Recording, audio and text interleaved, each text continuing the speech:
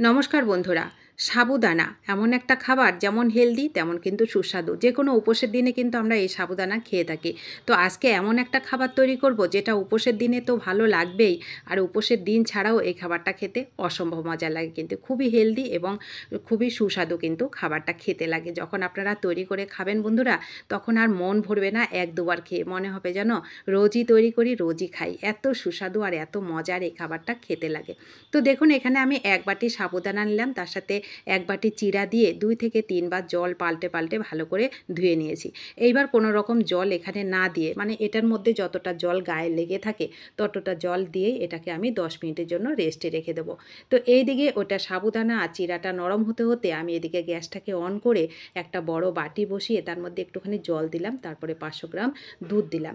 দুধ দিয়ে এটাকে সুন্দর করে জাল করে 500 গ্রাম দুধকে আমি 250 গ্রাম করে নেব। এখানে একটু এলাচ দিলাম, 2টো এলাচ চিড়ে দিলাম, তাতে খুব সুন্দর একটা ফ্লেভার হবে, খেতে ভালো লাগবে। আর মিষ্টি হিসাবে এখানে লাল বাতাসা দিলাম, কালারটা সুন্দর হবে, খেতেও কিন্তু ভালো লাগে। আপনাদের হাতের কাছে থাকলে দেবেন, না হয়তো কিন্তু আপনারা চিনিও ব্যবহার করতে পারেন। তো দেখুন, এইবার আমি বাতাসাটা যেমন মিষ্টি খাবেন আপনারা সেরকমই দেবেন কিন্তু। তো আমি দেখুন বাতাসাটাকে দিয়ে সুন্দর করে এটাকে আমি ঘন করে জাল করে নেব। ততক্ষণে আমি ফিরে আসছি সাবুদানা আর চিড়ার কাছে।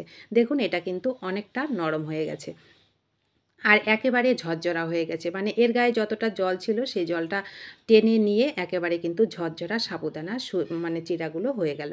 তো এইবার একটু মিক্সি জারের মধ্যে দিয়ে এটাকে একটু ঘুরিয়ে নেব। কোনো রকম জল টল কিচ্ছু না কিন্তু, শুধু এটাকেই একটু ঘুরিয়ে নেব। তো এটাকে আমি ঘুরিয়ে নিলাম, একটা বড় বাটি নিলাম, নিয়ে এই যে দেখুন এটা কতটা সুন্দর ঘোরানো। এটা যে একেবারে মিহি হতে হবে সেরকম কোনো ব্যাপার নেই, শুধু একটু দলাভাব হলেই হলো। তো দেখুন আমি এটাকে ঘুরিয়ে নিয়ে বাটির মধ্যে নিয়ে নিলাম। এটা কিন্তু অনেকটা মণ্ড মতন হয়ে গেছে। তো এইবার এর মধ্যে এই খাবারটা আরও সুস্বাদু করার জন্য এর মধ্যে একটুখানি আমি লবণ দিয়েছি, যেটা স্কিপ করে গেছে।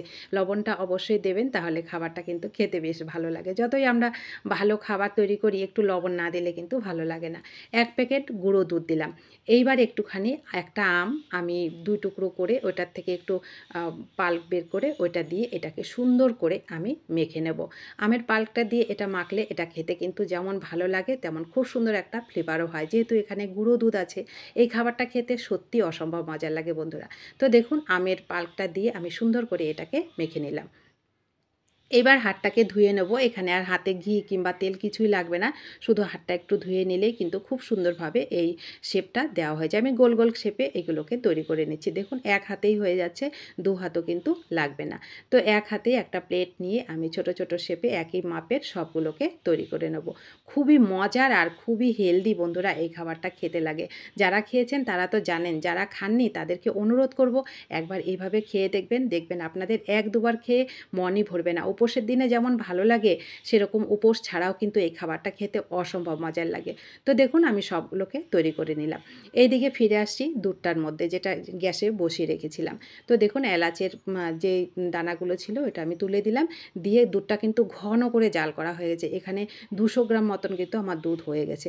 তো এইবার আমি গ্যাসটাকে একদম লো করে দেবো। দিয়ে এই যে আমি চিড়া আর সাবুদানার যে খাবারটা তৈরি করেছি সেটা দিলাম। দিয়ে এবার কিন্তু কোনো রকম নাড়ানাড়ি করব না। এখানে এটা কিন্তু নাড়ানাড়ি করলে ভেঙে যাবে। শুধু চামচ দিয়ে দুধটাকে উপর থেকে একটু দিয়ে দেবো। দিয়ে এটাকে একটু ফুটে ওঠার মতন আমি একটু সময় দেবো। দেখুন এটা যখন ফুটে উঠবে তখন এটা নিজের থেকেই একটু শক্ত হয়ে এটা কিন্তু দুধের উপরে ভেসে উঠবে। আপনারা যখন তৈরি করবেন তখনই বুঝতে পারবেন। তো দেখুন দুধটা ফুটে উঠছে, এটা কিন্তু আস্তে আস্তে ভেসে ভেসে উঠছে, নিচের থেকে ভেসে উঠছে, তখনই বুঝতে পারবেন এটা কিন্তু হয়ে গেছে। তো এইবার খুব সাবধানে, এটা যেহেতু খুবই নরম একটা খাবার, খুব সাবধানে চামচ দিয়ে এটাকে উল্টে পাল্টে দুধের মধ্যে একটু ডুবিয়ে মিনিট খানিক কিংবা মিনিট দেড়েক একটু ফুটিয়ে নেব, তাহলেই হবে। বেশ আমি দেখুন 1 থেকে 1.5 মিনিট মতন এটাকে সুন্দর করে ফুটিয়ে নিয়েছি। এবার গ্যাসটাকে অফ করে দিলাম। এবার একটু ঢেকে আরও 5 মিনিটের জন্য এটাকে রেখে দেবো। তাহলে যদি সাবুদানা কোনো রকম শক্ত থাকে সেটাও কিন্তু নরম হয়ে যাবে। তো দেখুন আমি 5 থেকে 7 মিনিট পর ফিরে এসে দেখুন খাবারটা একেবারে আমার রেডি। তো এবার আমি নামিয়ে নিলাম, চামচ দিয়ে উল্টে পাল্টে ক্ষীরের মধ্যে এগুলোকে ডুবিয়ে দিলাম। এই খাবারটা এতটাই নরম তুলতুলে হয়, মুখে দিলেই মিলিয়ে যায়। আর পাকা আম, গুঁড়ো দুধ আর এই যে ঘন জাল করা ক্ষীরের ফ্লেভারে এই খাবারের স্বাদটা অসাধারণ লাগে বন্ধুরা। এর স্বাদ সত্যি বলে বোঝানোর নয়। যতক্ষণ না আপনারা তৈরি করে খাবেন তখনই বুঝতে পারবেন এর স্বাদ কতটা মজাদার। দেখুন কতটা লোভনীয় আর কতটা সুস্বাদু খাবারটা হয়েছে, যখন তৈরি করে খাবেন তখনই বুঝতে পারবেন। প্রত্যেকটা খাবারই দেখুন একেবারে এই যে আমি খাবারটা তৈরি করেছি দেখুন সাবুদানা চিড়া কিন্তু একটুকু ভেঙে যায়নি একেবারে, অথচ এগুলো খুব নরম তুলতুলে। তো দেখুন আমি এটাকে আপনাদেরকে দেখিয়ে দিলাম, এবার একটা প্লেটের মধ্যে নিয়ে নিলাম। কোনো রকম নাড়ানাড়ি করবেন না বেশি, দেখবেন এগুলো এরকমই কিন্তু একদম জমে যাবে আর খুব সুন্দর নরম তুলতুলে হবে। দেখুন কতটা নরম হয়েছে, চামচটা দেওয়ার সাথে সাথে কিন্তু এটা ভেঙে যায়। তো আমি একটা হাতেও দেখিয়ে দিচ্ছি এটা কতটা নরম তুলতুলে। এটা যখন মুখে দেবেন বন্ধুরা, খেতে কিন্তু দারুণ লাগবে। একদম মুখে দিলেই মিলিয়ে যায়, মনে অমৃত খাবারটা। আপনারা যখন খাবেন বন্ধুরা তখনই বুঝতে পারবেন এর স্বাদ কতটা মজাদার। তো আমি দেখুন উপর থেকে একটু আমের টুকরো দিয়ে পরিবেশন করলাম। কেমন লাগলো আপনাদের কাছে এই ছোট্ট সহজ হেলদি খাবারটা? অবশ্যই কমেন্ট করবেন। ভালো লাগলে বাড়িতে তৈরি করে খাবেন, আপনাদের প্রিয়জনদের কাছে শেয়ার করতে কিন্তু ভুলবেন না। আর নতুন বন্ধু হলে চ্যানেলটা সাবস্ক্রাইব করে প্লিজ আমার পাশে থাকবেন। যারা পাশে আছেন তাদেরকে আমার অসংখ্য অসংখ্য ধন্যবাদ ও ভালোবাসা। সকলে ভালো থাকুন, সুস্থ থাকুন, আর দেখা হবে আপনাদের সঙ্গে নতুন কোনো রেসিপিতে। ধন্যবাদ সবাইকে।